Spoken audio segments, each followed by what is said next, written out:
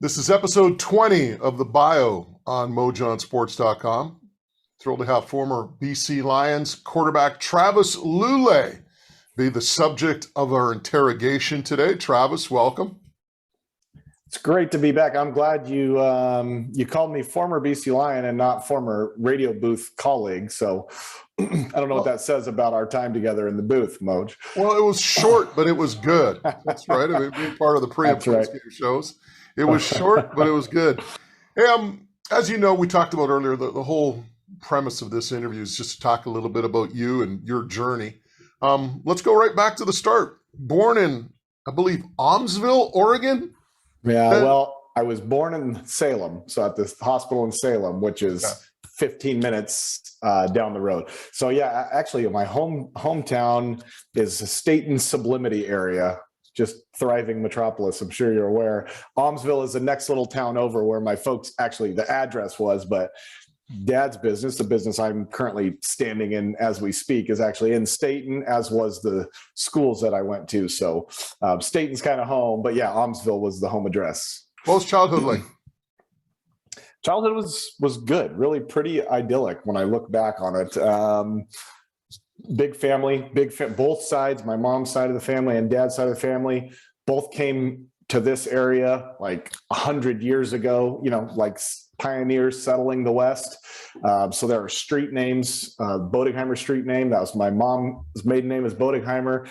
My grandfather lives at the end of Lulay Road, just outside of town. So like, if you say those two names around here, it's pretty commonplace. You get out in the world and people go, Lulay, where's that from? But around here, everybody knows the name, good, bad, or indifferent, right? It's a more common name around here. So it was good. So we had every Christmas, every Easter, big family gatherings, big sprawling Catholic family. Everybody had lots of babies. So I have lots of cousins, aunts and uncles, most of all who still live locally. So childhood was good. We grew up outside of town. Kind of a country kid. My dad, I think, always wanted to be a cowboy. My grandfather was a logger. So they lived outside of town, worked in the woods. So dad had horses. So we grew up, on 10 acres and we were splitting wood on weekends. And that was life as a young guy in small town USA.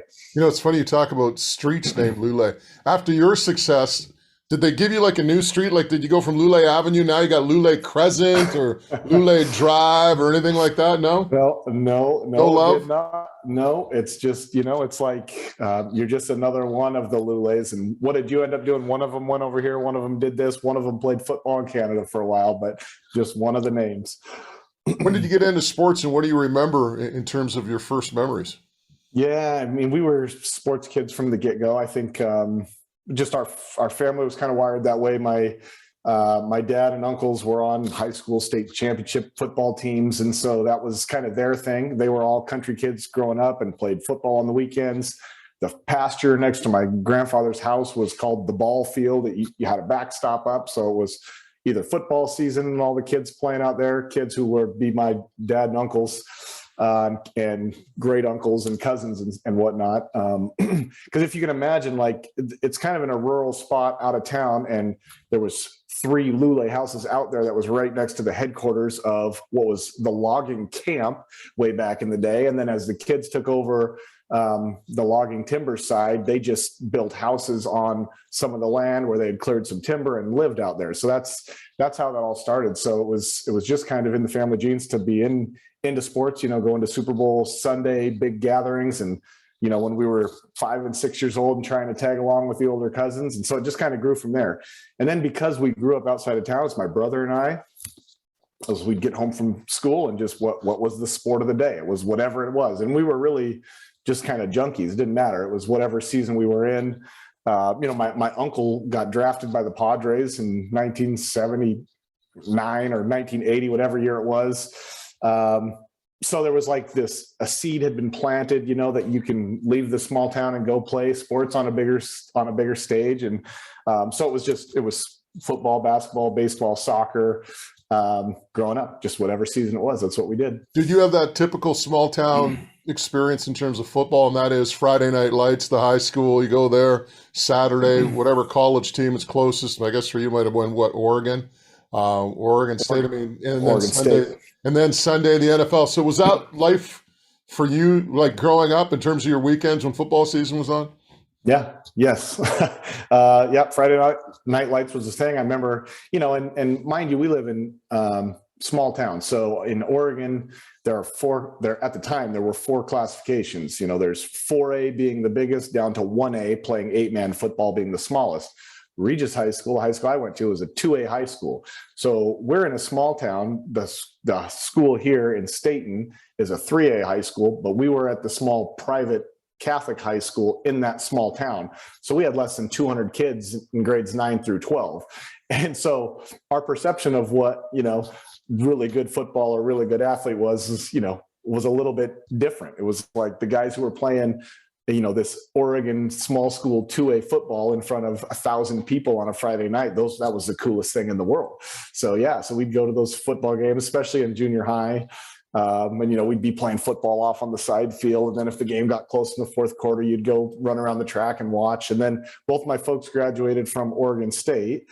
So they were big Beaver people. So Saturdays we had end zone season tickets to Oregon State Beaver football. And if anybody remembers Beaver football in the 90s, like they never won, ever. We never saw the Beavers win. So it developed a loyalty that was maybe different than a lot of folks, because I'm a Beaver guy growing up, and my team never, ever won. Until I was a senior in high school. They had Dennis Erickson came back, and they had the Chad Johnson and TJ Hushmanzada and Jonathan Smith.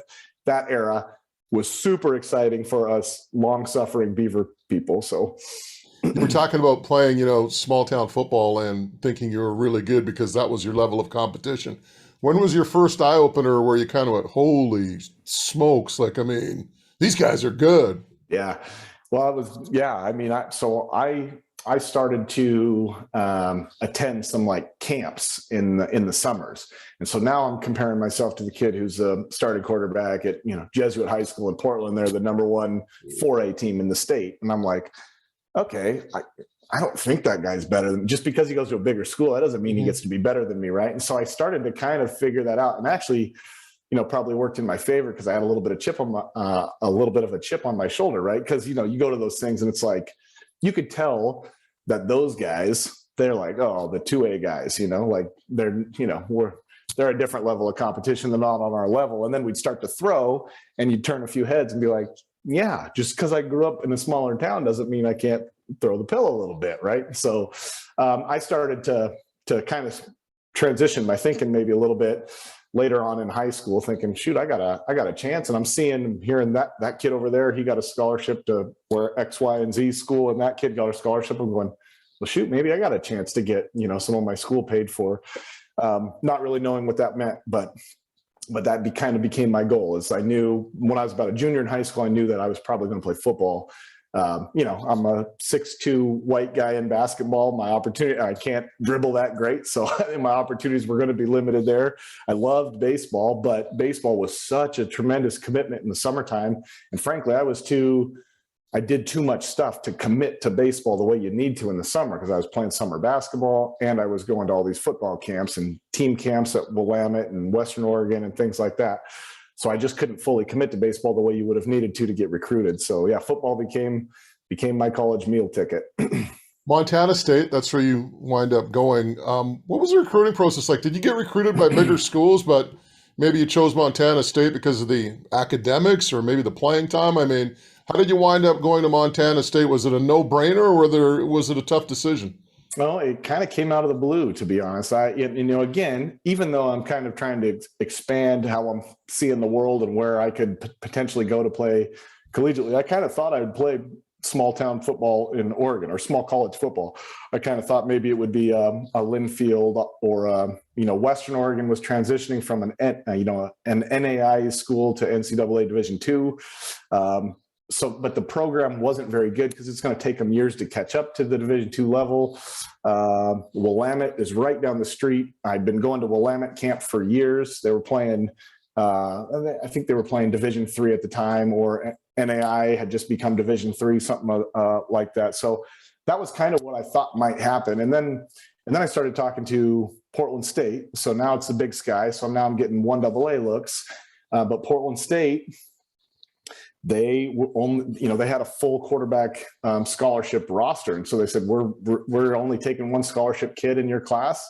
And right now we have one kid in the state ranked above you. And that's where the scholarship offer is, and unless he does something else. And so Montana State totally came out of the blue. They had called me previously. I didn't, this is dating myself a little bit here, Moj. I had to send VHS tapes out to my college teams to get your tape out there. And so they said, we want to see your film. And I didn't send it to Montana State. I said, yeah, okay, like I'm not going to go there. And then a coach was recruiting another kid in the Portland area. And he said, hey, I'm going to swing by your school. I said, okay. He came, he had my film on. I remember I walked in, it's basketball season now. So that's where my head's at. I walk in and he's watching film and he's like, who's recruiting you? And I was like, well, Portland State and Linfield, but I don't have any offers. He said, well, we're officially recruiting you right now.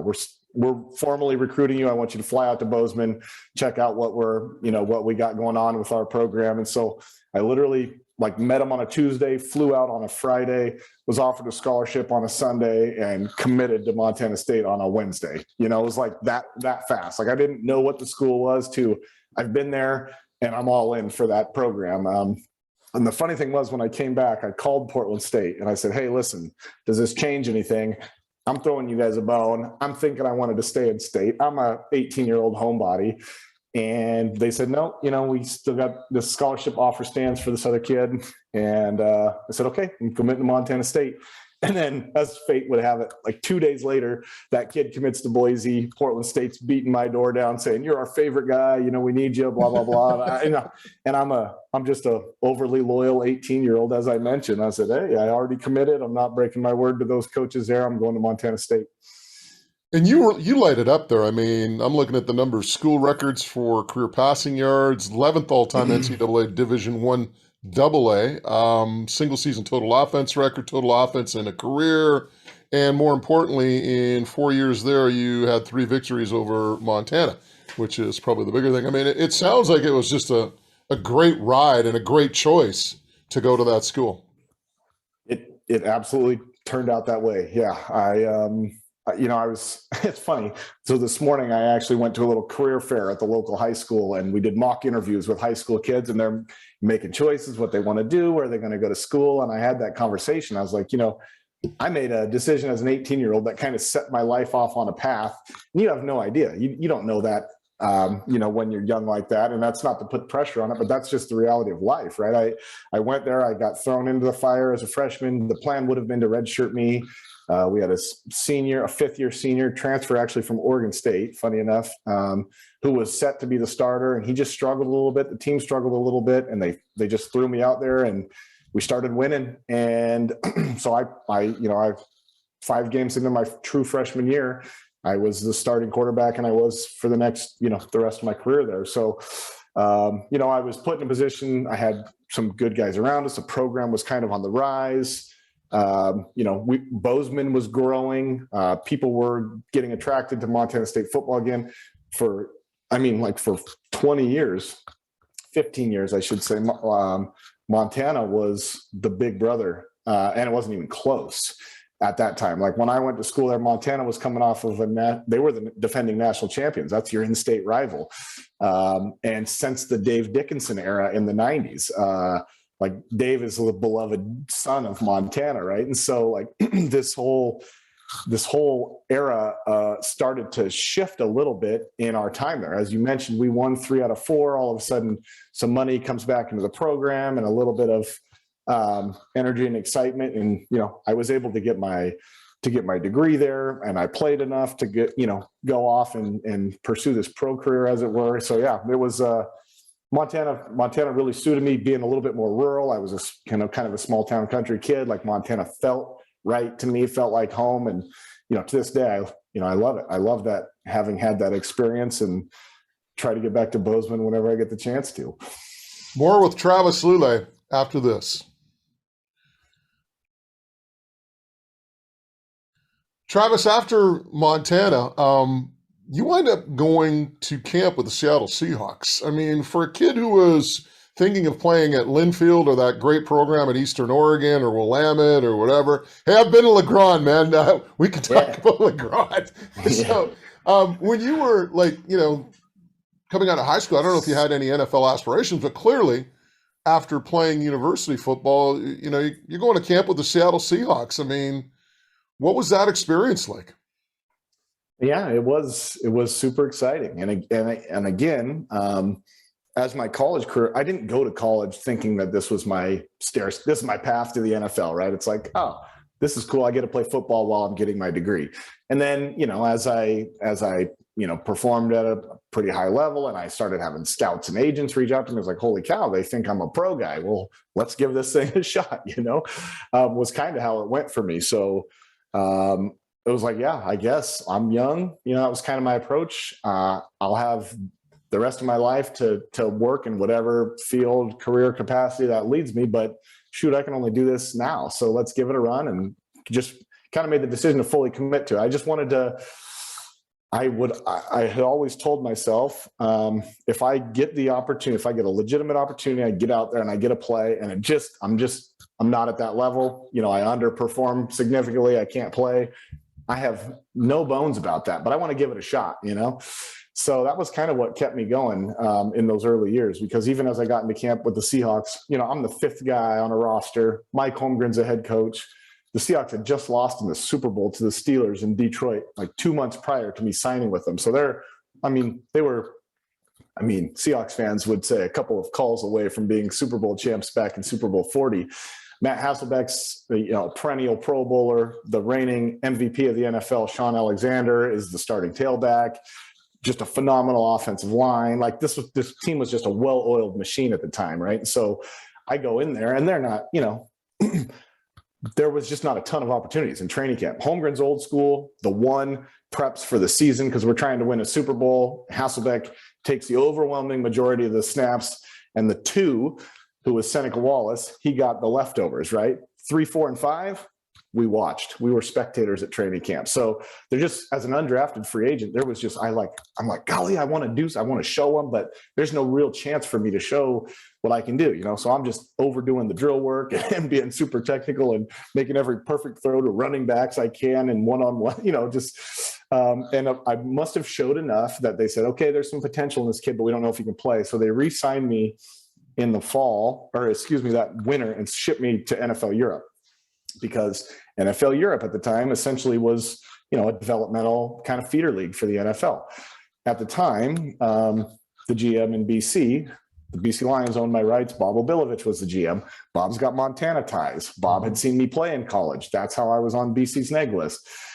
He was calling me saying, hey, we want you to come up to Canada. We like you. You're well suited to this game up here. I said, hey, I got this contract offer from the Seahawks. They want to send me to Europe. And I remember I was on a plane and he was arguing with me that the CFL develops quarterbacks better than the NFL Europe. And I'm like, I don't know. I'm re-signing with Seattle. Thanks, Bob, kind of thing. And so I got an opportunity to play in Europe, and then came back, and I actually got hurt in Europe.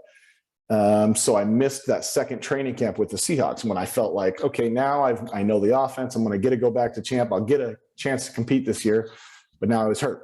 So they end up releasing me. I spent the year on IR. And then that next spring was when it was kind of am I going to keep trying to do this thing, or am I going to move on with my life? So that's when I kind of had to sit down and make a choice.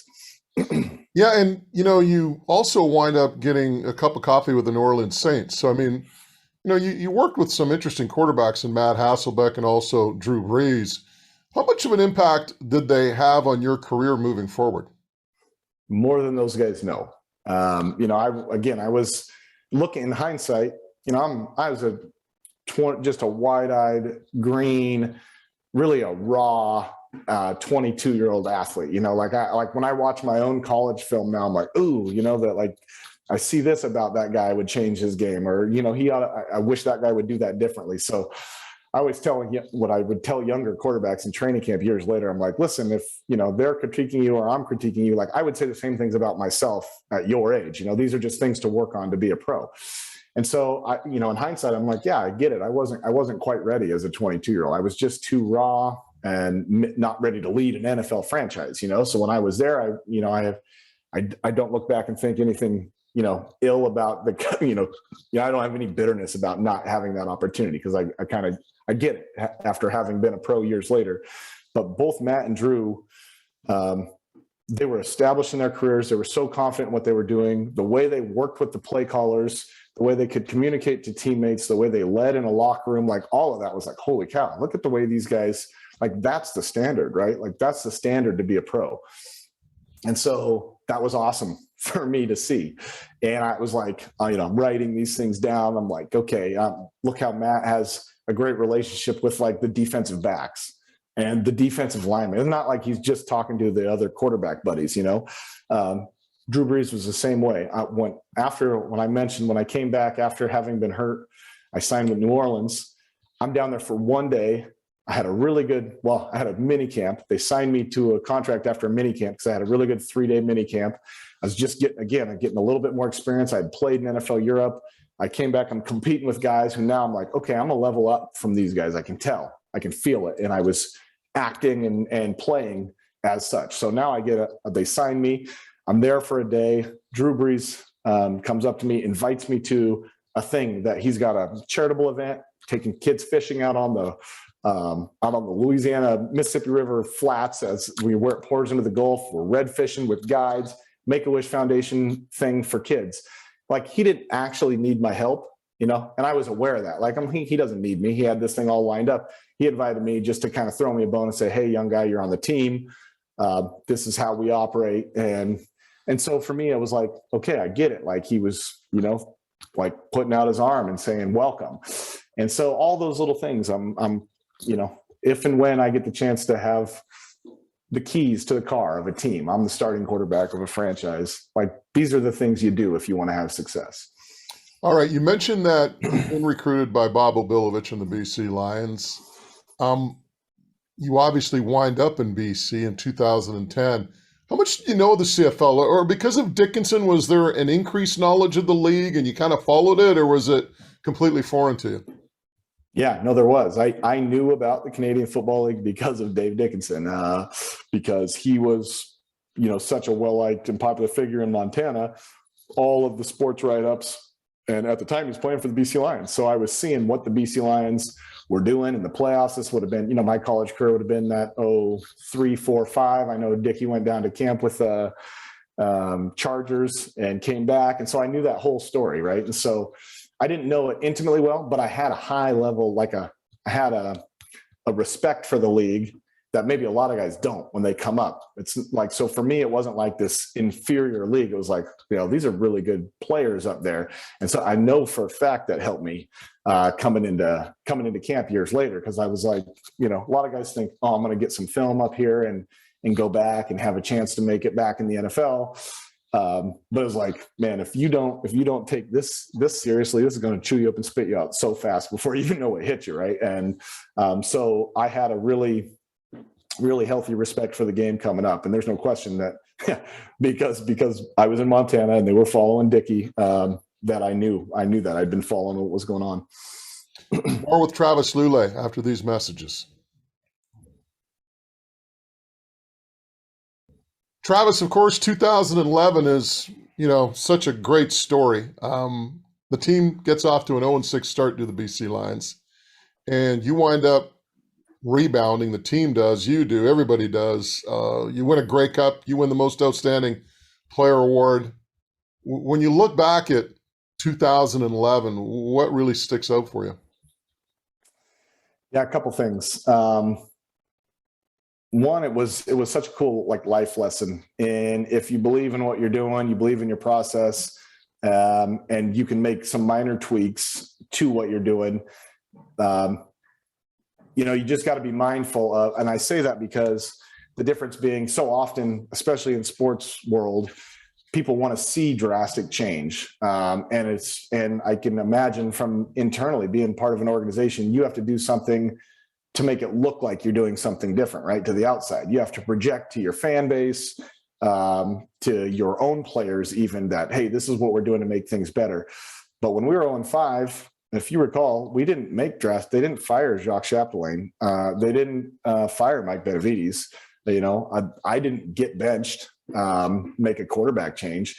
Because, I remember sitting down with Wally. Well, I was like, if you were the problem, I would tell you, and I would sit you down. Is that a Wally impersonation? That's the guy I got a little Wally in person. No, Trav, it's not you. And it's the whole team. Not bad. Yeah, it's been a few years since I had him in meetings every day. I used to nail that one.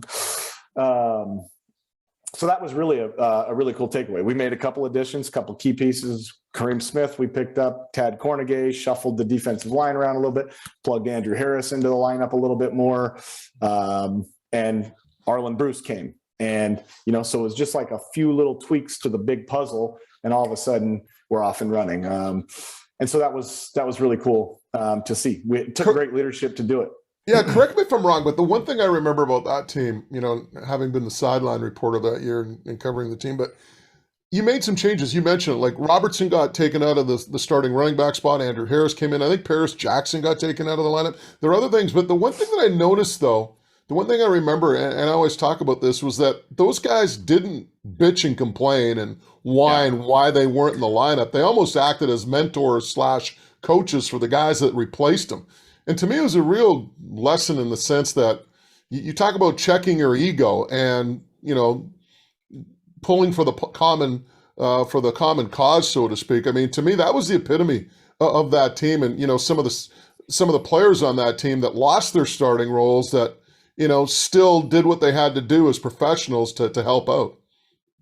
Yes, you're 100% right. Like it wasn't, and Jamal Robertson was a popular guy in the locker room, right? Like he was, he had NFL pedigree, just a really consistent, showed up every day, worked his tail off. And so, when Andrew started to rise up and Andrew was a little bit younger, a little bit more explosive, we had some personnel packages for him. It was like, yeah, Jamal could have really been sour and made it harder for everybody. And it was hard for him on a personal level. But he bucked up and did it. In fact, later in that year when we had injuries, we had to shuffle the roster and ratio around. We plugged Jamal in, and Jamal showed out, had a huge game against Edmonton and one of the first games back in BC place late in that playoff run. And if you're whining and complaining and sour about your lot in life, you can't show up and perform when you need to. Same story with Paris Jackson. Paris hurt his knee. Paris kind of sat down. All of a sudden, Akeem had a great year that year. And when Paris got healthy, it was like, you know what, we're leaving Akeem in the lineup. So, yeah, we had a number of those. Khalif Mitchell kind of came on, which meant that it was Aaron Hunt who had to, take a little bit of his load off. Brent Johnson did less once we got Kareem Smith. Like we had some just great veteran guys who, their role transitioned a little bit in a critical part of the year. And those guys did what they needed to do as teammates to make our team, a championship caliber team. It looks like you are on the cusp of winning more Grey Cups when you have that group. And unfortunately you didn't. A lot of it had to do with the fact that, you always seem to get hurt. And I'm looking at I looked at the list. I still remember the game against Montreal down the left sideline in that end zone where the locker rooms are. You injure your shoulder there in November. You get surgery in November. You missed the first half of the 2014 season rehabbing. 2015, you get a torn MCL against the Alouettes again. Newsflash, don't play against the Owls. 2016, you're a backup to Jonathan Jennings. Then you come in and then you injure your knee again. How frustrating was it? And I mean, clearly it had to be frustrating, but was there anything that really stood out for you out of all those injuries that you just kind of said, enough of this already? Yes. Yeah. I mean, kind of the way it went. And you're right. 2012 was really the year that, looking back, we feel like we had a team that could have won. And Calgary they played a really good game in that Western final at BC Place in 2012. We lost that year, but we might have had the best team in the league. We just weren't the best team in the playoffs, right? And so 13, we still had a good football team, and that's when it kind of began for me, right? Was my shoulder went out. We were still in first place in the West when that happened. We had a good team, but I missed a bunch of games late, lost in the playoffs. So after that, it was like, well, you had this shoulder injury once in Europe. You re-injured it again here in 13. Played that playoff game on just grit, but my shoulder, probably wasn't healthy enough to be playing in that game. And so we made the decision to to have the surgery as soon as the season ended there. And 2014, that was the hard part, right? So I worked really hard to get back. 2014, and Wally acquired Kevin Glenn because we thought we had a team that could compete, but we needed that. You obviously in the CFL, you need a quarterback. So Kevin comes in, and my rehab is just kind of, frankly, it was taking as long as we thought it would. I didn't get healthy extra fast. So September comes around. I'm still only like 10 months removed from that surgery. And that was my first game back. I don't know if you recall that. We were in Ottawa, first game back, played a solid game. We're beating Ottawa. And right at the end of the game, my shoulder came out again. Wow. And so that was kind of the moment for me that was like, I walked off the field, in tears and tremendous pain and thought it was over. I thought I was done. And I thought I played my last game in that moment. I remember just the rest of the year kind of feeling like, okay, this is the swan song. I'm trying to heal up. I'm not going to have this surgery again. My shoulder's already been through too much surgically. So this is what it is. I have this kind of compromised shoulder. And I remember as the season ended, I sat down and Wally, having that talk with Wally, was like, listen, if you want to try to rehab, there's still a spot here for you. And I said, well, and again, going back to the beginning, like, I can only do this while I can. Let's rehab like crazy, see what happens. I think, like mentally, I know the rest of my body is great. If I can get my shoulder again, I can come back and play. And I really didn't know. But so that felt like that 2015 off season felt like, you know what, maybe there's some more football in me. We acquired Jeff Tedford became the head coach. So there was some excitement going into that year, right? But again, I was hardly ready. 2015 training camp was super shortened. I did come back and play at the beginning of the year, but it still was like, the shoulder's not quite where it needs to be. And kind of as my shoulder starts coming around about week 5 or 6, tear my MCL, my left knee, and Jonathan Jennings goes in and plays and starts playing pretty good football. So it actually, in a weird kind of twist of fate, it was a chance for me to breathe. Like I was like, okay, like I don't have to play compromised right now. Jonathan is more than capable. He's playing good football right now. And I remember thinking, you asked, like kind of, it was frustrating. Yes, obviously you want to be out there. But I remember kind of having a moment. It was like, okay, Trev, like you've been the starting quarterback. You've preached the importance of the room, of the other quarterbacks in the group. Like who are you if you shut down and get all pouty about your lot in life when you're injured? You got to show up and be the same guy you've always been. If that's, so it's kind of like a internal challenge to myself. So that's who I just decided to be. Right. And like so much of it is, how are you going to approach, this circumstance, the situation that you're dealt with? And so that's just kind of the path I chose. So even though I had ups and downs from there, I had another heartbreak in 2017. I started playing again. I was actually playing some of the best football of my entire career for a chunk of the 2017 season. And then they said, okay, Jonathan had been banged up a little. Trav, you're our starter. And then I blow out my knee. So it was just like, what are you going to do now? I've been chewed up and spit out by this game of football and these injuries. Like, you can't break me. I don't want my career to end limping off the field. So I'm going to give it one more go. My arm feels fine now. And so I'm going to rehab this knee. Came back and played that 18 season. We had some good moments, had some good wins. We ended up getting pummeled in the playoffs. And I remember coming off the field in Hamilton and going like, yeah, I think that was it. I think this thing has run its course. It was hard by the end, and the biggest thing for me, Moj, I used to be able to put in the extra effort to get that 1 or 2% better than the competition. And now all of my energy was consumed by just hitting this like baseline level of physical ability, right? Like rehab sucked everything out of me. I didn't have any capacity to be better than everyone else anymore. And so I just felt like I'm getting closer to average. I don't want to be that. This doesn't feel right. I got young kids.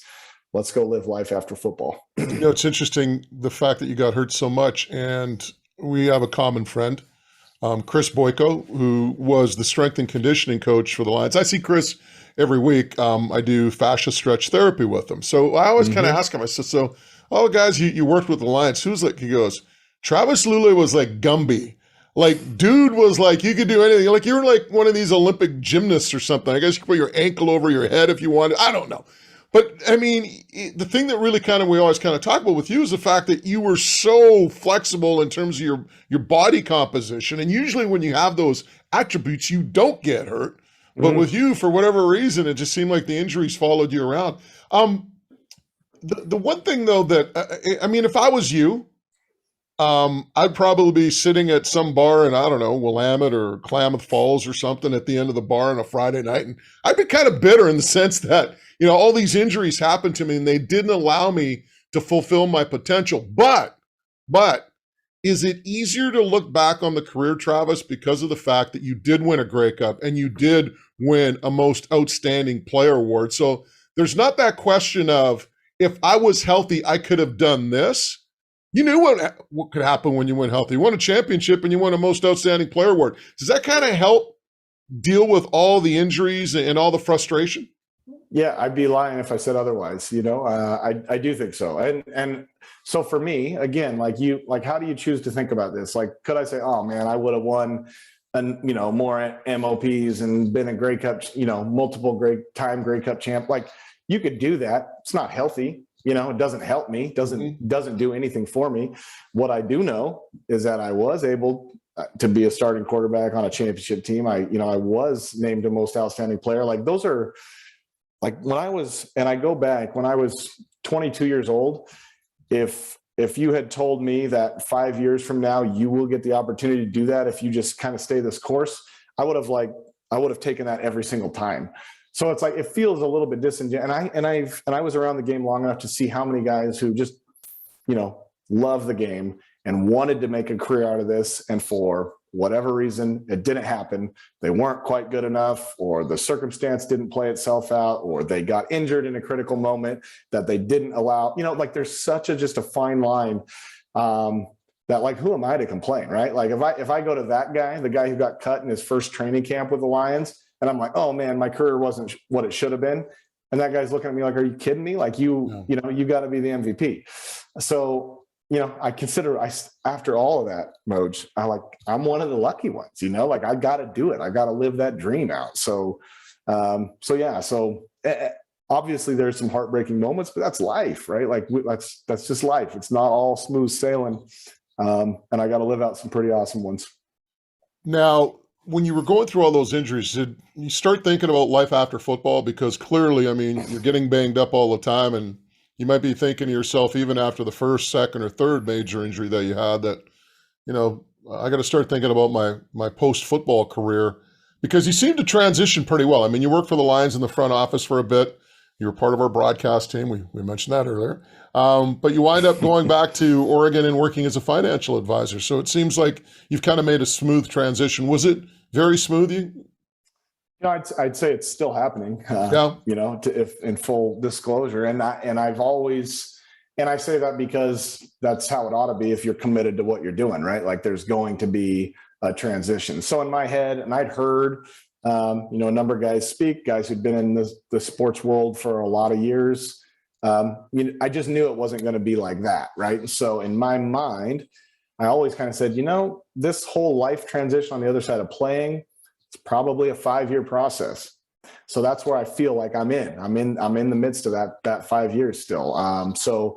But it feels good. I'll say that. Partially because I went in knowing that it's not just overnight smooth sailing on to the next venture, right? And so what it came down to for us, me, my family, by the time I was done, I have three young kids, and we're going, holy cow, this is an opportunity for us that we can do whatever we want with life, right? I could pursue the football thing. I had opportunities in coaching, opportunities in scouting. I was on the business of football side. I could have pursued that. But kind of the thing for us was, you know, both of our parents are still healthy. They both still live back in the same area we're from. I've been in communication with my brother the last few years of my career, knowing, you know, so my dad had started this financial planning practice in the 80s. My brother had been working with him since 2010. it's more than a one advisor shop anymore. It's just, just kind of naturally grows over time. So if I don't come back and do that, and see, that was kind of always my back pocket plan. I'd gotten my degree in finance. If I don't come back, then my brother, Tyler, is going to, have to hire an outside partner as my dad gets closer to retirement age. And so it's like, man, I'm working in business, when I was working for the Lions. And, if I'm going to work in private business, why would I not consider that? And so it really didn't take long. Once the whole whirlwind of football ended and I didn't pursue decided not to pursue the coaching world, in large part because of, and coaches do it and you can find ways to do it. But I was just around a lot of coaches and making really difficult family decisions on taking jobs across country or in a different country for that matter.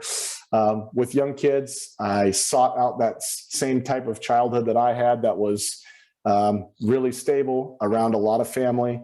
It was what both my wife and I's, coming of age experience was like, and we wanted that for our kids. And so it was, that's kind of how we came to where we went. It was really cool for me, family legacy, second generation family business, getting an opportunity to work with my brother, raise the kids around grandparents, their cousins, in small town USA. Like it's what we knew. It's what we wanted for our kids. That's how we ultimately made the decision to be here. You got 3 kids, right? Three girls. Oh, nope, 3 girls. Okay, no boys. I was just going to say, I could see you coaching your son's team in, high school or bantam or whatever, but who knows? Maybe there's still time for that. Listen, I'm coaching softball. I'm coaching basketball and a little bit of t-ball and soccer right now. So wow, you got 4 sports going. You're busy. So I'm coaching. It's just not as a profession. Do you ever see yourself getting back into football? I don't know. I don't foresee that at this time. Like not in certainly not in a professional pursuit, right? And so I don't know. I'm one of those, I never say never, but right now that's just not where life's leading us. Like if I end up helping at a local high school or local middle school, I've been getting asked from time to time, hey, are you ready to coach the middle school team? Are you ready to help at the high school? So we'll see. We'll see if someday that gives in. I have worked with a few of the local kids who are getting ready to go off to college. We'll just, find out I'm back in town and hey, maybe show me a few pointers. So I can scratch that itch that way. But no, formally, I don't know. I don't know that'll happen. Well, I know one thing. You're a god down there because as we wrap up, I think I told you this story. I had Will Dissly, the Seahawk tight end, on our show one time. And we asked, well, a Montana guy, and he's a Montana guy. You ever heard of Travis Lulay? And like the words out of his mouth were, Travis Lulay, he's a god. And I guess to make a long story short, you played basketball or something with his older brother? So his older brother was on the basketball team at Montana State. Yeah. The same time I was on the football team. So we were in the athlete, the weight room all the time. Yeah, going to all their games. So Will looked at you. I guess he was a young kid and he remembers watching you play football and he just raved about Travis Lulay and how much of a god he was. So yeah, you're a king down there. I wouldn't be moving either. Hey Travis, this has been a blast. It's been a lot of fun. Catching up with you and hearing your story. And we thank you so much for taking time out to stop by. Thanks, Coach. Always a blast to catch up on the past. Thank you, Travis. All the best. You betcha.